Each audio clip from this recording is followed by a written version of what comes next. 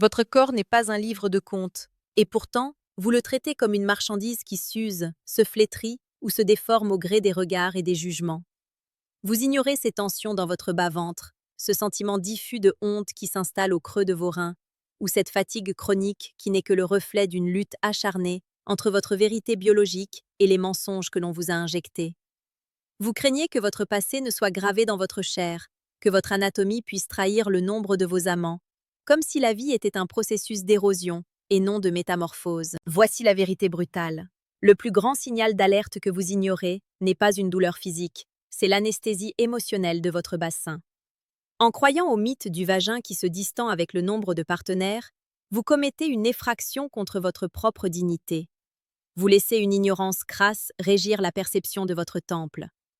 Aujourd'hui, nous allons déconstruire cette insulte à la médecine et à la femme, non pas avec des slogans, mais avec la science implacable des muscles, des hormones et de la conscience.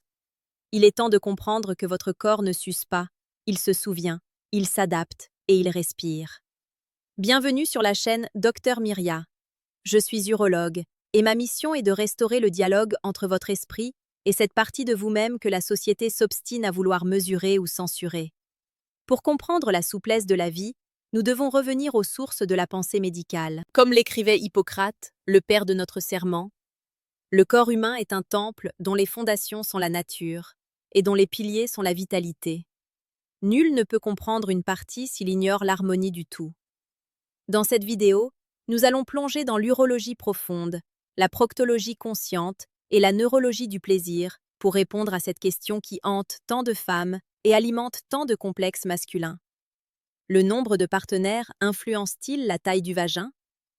Nous allons explorer l'élasticité des tissus, le rôle crucial du plancher pelvien et comment votre hygiène de vie, bien plus que vos rencontres, sculpte votre réalité intime. D'un point de vue purement anatomique, le vagin est un chef-d'œuvre d'ingénierie biologique. Ce n'est pas un tuyau rigide, c'est un espace potentiel composé de muscles lisses et de fibres élastiques disposées en rugae, ou plis vaginaux. Ces plis permettent au vagin de se dilater de manière spectaculaire, pour laisser passer un nouveau-né par exemple, et de reprendre sa forme initiale grâce à la résilience du collagène et de l'élastine. Croire que le passage répété d'un pénis, quelle que soit sa taille ou la fréquence des rapports, pourrait élargir définitivement ce tissu, c'est comme croire que porter des chaussures finit par agrandir vos pieds de façon permanente. C'est une impossibilité physiologique. Le vagin est conçu pour la friction et l'expansion. Ce qui change la perception de la taille, ce n'est pas le nombre de partenaires, c'est la tonicité. Si vous sentez une différence, ce n'est pas parce que les parois se sont écartées, c'est parce que les muscles qui les soutiennent ont perdu leur vigueur, ou, au contraire, sont trop contractés par le stress. Est-ce que vous avez déjà ressenti cette sensation de vide ou de manque de tonus après une période de grande fatigue? Dis-le-moi en commentaire. Votre corps vous signale un manque de vitalité globale, pas une déformation anatomique. Si le nombre de partenaires n'est pas un facteur, qu'est-ce qui détermine réellement la morphologie et la sensation du vagin? Le premier facteur est hormonal. Les œstrogènes sont les architectes de la paroi vaginale. Ils maintiennent l'épaisseur, l'hydratation et l'élasticité des tissus. La ménopause. Avec la chute des œstrogènes, les parois s'affinent, atrophient et perdent de leur élasticité. Le vagin peut alors sembler plus serré et moins accueillant, ce qui est souvent douloureux. L'accouchement, c'est le seul événement capable de modifier temporairement ou durablement l'architecture du bassin. Mais là encore, c'est le travail du plancher pelvien qui fera la différence, pas l'événement lui-même. Beaucoup de femmes ignorent que leur digestion influence leur tonus vaginal. Une constipation chronique, par exemple, exerce une pression constante sur le périnée, l'épuisant et créant une sensation de béance. C'est une erreur d'hygiène de vie fréquente. On traite le symptôme intime sans voir que le problème vient du côlon ou d'un manque d'hydratation. Sarah, 28 ans, est venue me consulter avec une détresse immense. Elle évitait toute intimité car un ancien partenaire lui avait dit, après une dispute, qu'elle était trop large. Cette phrase était devenue une vérité biologique pour elle. Elle ressentait des douleurs pelviennes, des troubles urinaires et une fatigue immense. À l'examen, j'ai trouvé une femme dont le plancher pelvien était dans un état de contraction permanente, hypertonie. Par peur d'être trop large, elle contractait ses muscles si fort qu'elle s'asphyxiait de l'intérieur. Son vagin n'était pas large, il était en état de siège. La taille perçue était le résultat de sa peur. Nous avons travaillé sur la libération du souffle et la réappropriation de son histoire. Sarah a compris que son corps n'avait pas changé, mais que son esprit avait verrouillé ses muscles. Si vous voulez découvrir comment votre mental sculpte vos tissus et comment libérer ses mémoires cellulaires, je vous invite à vous abonner à la chaîne Dr Myria. Nous ne soignons pas des organes, nous soignons des êtres entiers. Le véritable secret de la taille réside dans le plancher pelvien. Imaginez un hamac de muscles qui soutient votre vessie, votre utérus et votre rectum. Shutterstock. C'est ce hamac qui donne la sensation de fermeté lors d'un rapport. S'il est affaibli par le manque d'exercice, par une mauvaise posture ou par un stress chronique, le vagin perd son soutien. Ce n'est pas le canal qui s'élargit, c'est la structure qui s'affaisse. Une erreur d'hygiène de vie majeure est de rester assise toute la journée sans jamais engager ses muscles profonds. Le sang stagne, les tissus s'asphyxient. Le remède n'est pas la chirurgie, c'est la reconnexion. Pour apprendre à écouter ces signaux de faiblesse ou de tension avant qu'ils ne deviennent des blocages, je vous offre une boussole. Cliquez sur le deuxième lien en description pour télécharger mon guide de santé gratuit.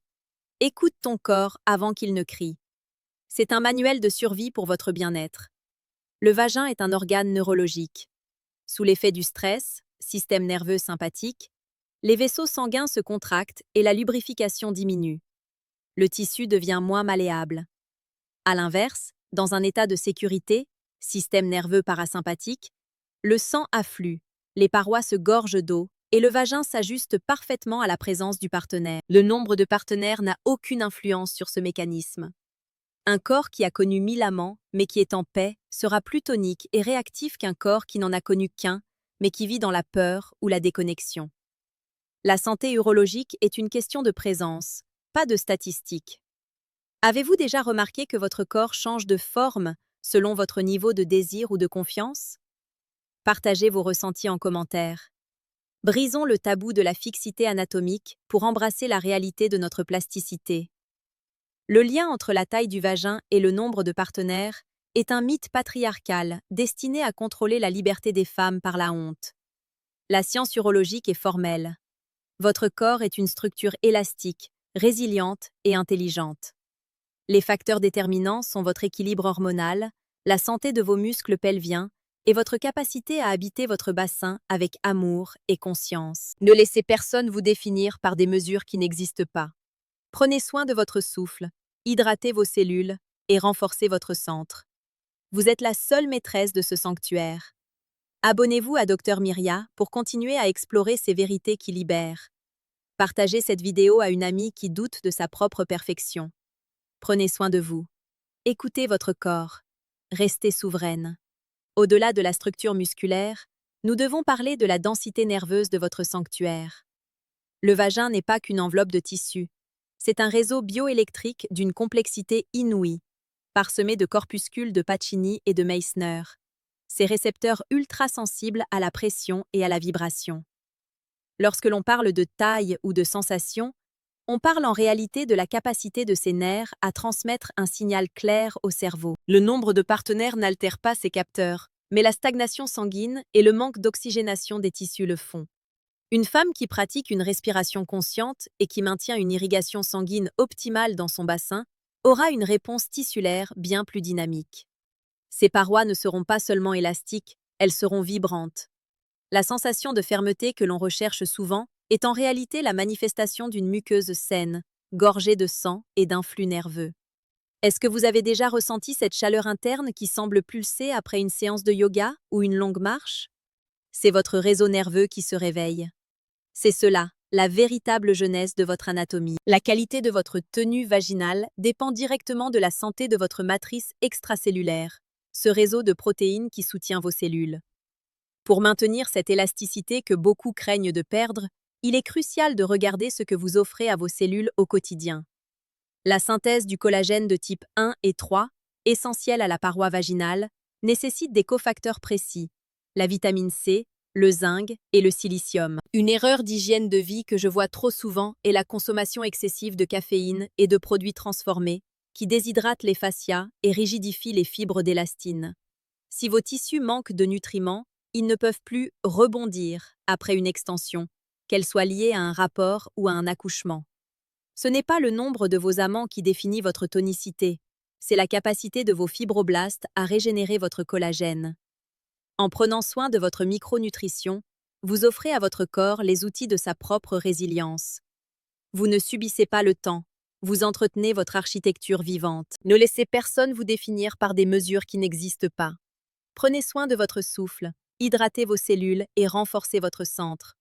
Vous êtes la seule maîtresse de ce sanctuaire. Abonnez-vous à Dr Myria pour continuer à explorer ces vérités qui libèrent. Partagez cette vidéo à une amie qui doute de sa propre perfection. Prenez soin de vous, écoutez votre corps, restez souveraine.